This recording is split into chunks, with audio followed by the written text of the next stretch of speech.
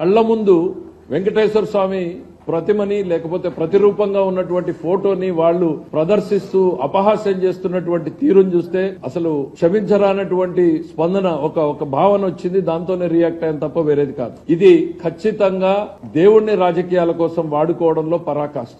Yes, రాజకీయాల్లో మీరు ఎంత దూరమైనా పోవచ్చు, ఏమైనా ఎత్తుగడలేచ్చు, దట్ ఈస్ ఆల్ యాక్సెప్టబుల్. కానీ ప్రత్యక్ష దైవంగా కొలిచేటువంటి వెంకటేశ్వర స్వామిని రాజకీయాల్లోకి రావడము అనంటే మీకు, మీ పార్టీకి, మీ పార్టీ అధినాయకుడికి దేవుడి పట్ల ఏ రకమైన ఆలోచన ఉంది అనేటువంటిది ఇవాళ సమాజం ఆలోచించుకోవాల్సినటువంటి అవసరం ఉంది. ఈ రోజు ప్రధానంగా వెంకటేశ్వర స్వామిని గత 2 నెలలుగా 3 నెలలుగా మీరు రాజకీయం కోసం వాడుతూనే ఉన్నారు. చాలా సంయమనంగా ఉంటున్నాం మా సైడ్ నుంచి. ఎందుకు అనంటే ఇది చర్చ స్వామి మీద జరగకూడదు, ఆ నేరస్తుల మీద జరగాలి. ఆ తప్పు చేసినటువంటి నేరస్తులు ఎవరైతే ఉన్నారో వాళ్ళ మీద జరగాలి. వాళ్ళు మీ పార్టీకి చెందినటువంటి వాళ్ళు, కొంతమంది అధికారులు, మీ వైవి సుబ్బారెడ్డి గారు కావచ్చు, ఇంకోరు వాళ్ళ మీద జరగాలి తప్ప స్వామి మీదనో స్వామి ప్రసాదం మీదనో జరగకూడదు అనేటువంటి ఆలోచనతో, సంయమనంతో మేమందరం కూడా ఉంటే ప్రతి రోజు కూడా మీరు రెచ్చగొట్టే రకంగా ప్రవర్తిస్తూ ఈ రోజు మీరు చేసినటువంటి చర్య అనేటువంటిది హిందూ సమాజాన్ని రెచ్చగొట్టేటువంటి చర్యగానే నేను భావిస్తున్నాను.